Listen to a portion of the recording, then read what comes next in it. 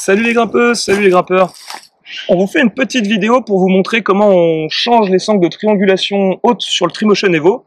Et puis on va voir aussi du coup 2-3 petites fonctions qui sont interchangeables sur le Trimotion, qui vous permettent du coup de gagner en confort et puis aussi de prolonger un petit peu la vie de votre harnais. On va se rapprocher pour voir toutes ces manipulations d'un petit peu plus près. Donc voilà mon Trimotion. Donc les sangles de triangulation haute, ce sont celles qu'on a directement sur les hanches. Donc moi, elles ont déjà 1 an d'usure, donc c'est un petit peu travaillé, mais du coup suffisamment pour ne plus passer une vérif EPI. Donc on va s'intéresser à comment on change tout ça. Voilà. Donc le produit, c'est ça. Donc c'est des sangles, hein, toutes bêtes, qu'on peut trouver un petit peu partout, parce que c'est un produit qui est assez accessible. Voilà. C'est disponible pour une vingtaine d'euros, il me semble. Donc voilà, on va se rapprocher un petit peu pour voir la manipulation.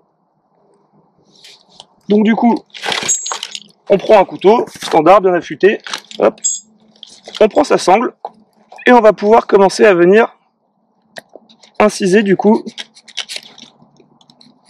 légèrement sur le côté. On fait très attention, du coup il faut être minutieux. Donc voilà, donc on a fini d'inciser la première sangle, on va pouvoir s'attaquer à la deuxième. Hop. Là on peut lui donner légèrement du jeu pour pouvoir passer sa lame confortablement à l'intérieur.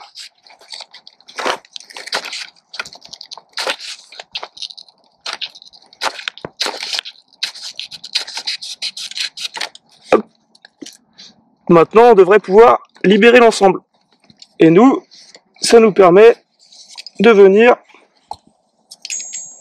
libérer nos petites sangles. Voilà. Donc on peut voir que c'était un usure qui n'était pas énorme, mais malheureusement, comme je vous l'ai dit, c'est pas sûr que ça passe une vérif EPI. Donc on vient récupérer une sangle, voilà, qu'on va pouvoir venir insérer légèrement sur le côté. Ça va nous faciliter du coup le passage.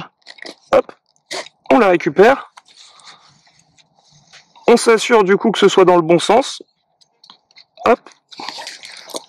Là, on va venir bien boucler tout ça. Hop. Il faut impérativement que les 2 petites coutures apparaissent à l'extérieur comme ceci. Voilà. Donc là, on vient rechercher notre dé de triangulation. Donc bien à plat. Et on passe par l'intérieur, comme ceci. Pour être sûr qu'on a fait le bon passage, la petite astuce, c'est de vérifier si les 2 sangles forment bien un V. Voilà, donc là on est bon. Maintenant, on peut prendre un petit élastique, parce qu'il faut l'incorporer tout de suite. Après, ça ne sera plus possible. Donc, faut pas oublier cette petite étape. Hop. Voilà. On prend les dés latéraux et on passe dans celui qui est le plus proche des hanches. En s'assurant d'avoir toujours, évidemment, sa sangle bien à plat. Elle est toujours plate, c'est bon.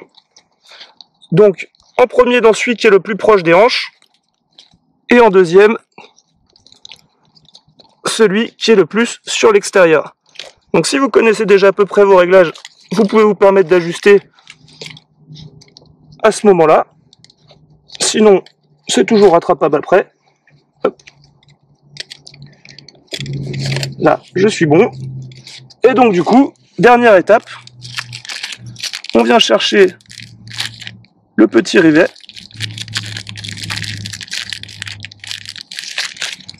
Hop.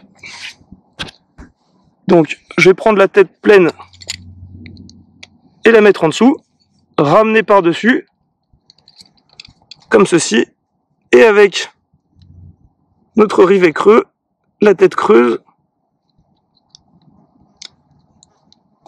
on va pouvoir l'additionner, hop, et on va lui mettre un petit coup pour sertir, enfin verrouiller tout ça. Juste un petit choc suffit. Impeccable. Et voilà, donc on peut le repasser dans son élastique. Ça dépend de comme on aime, il y en a qui les rangent derrière. Moi, j'aime bien les garder proches, ça permet de régler. Et voilà, donc on a changé du coup une sangle de triangulation haute en quelques minutes, donc c'est assez rapide. Vous voyez que c'est une manipulation très accessible. Et on repart tout neuf.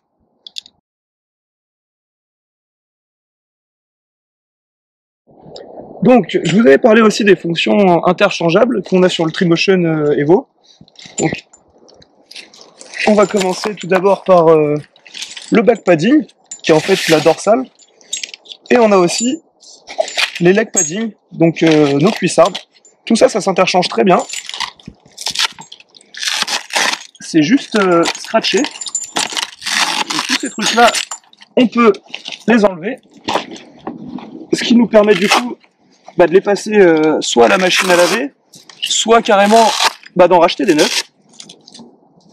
Hop, parce que vous voyez qu'effectivement ça stocke quand même pas mal le copeau. Donc les laver, ça vous permet de repartir sur du matos tout propre. En racheter des nouveaux, ça vous permet aussi du coup de pouvoir interchanger, d'en avoir deux à disposition et donc de pouvoir switcher par exemple sur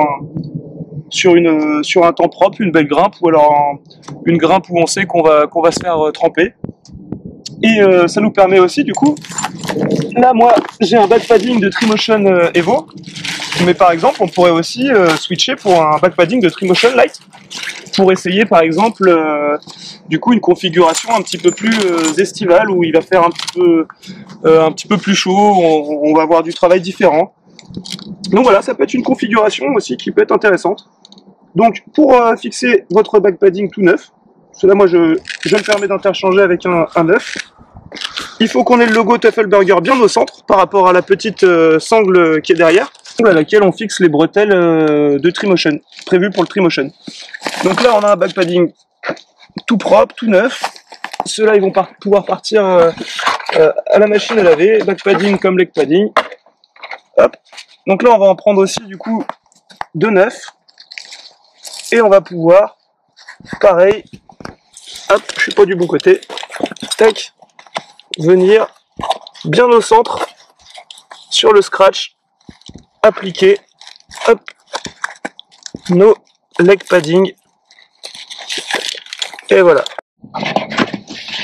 On vient prendre la deuxième,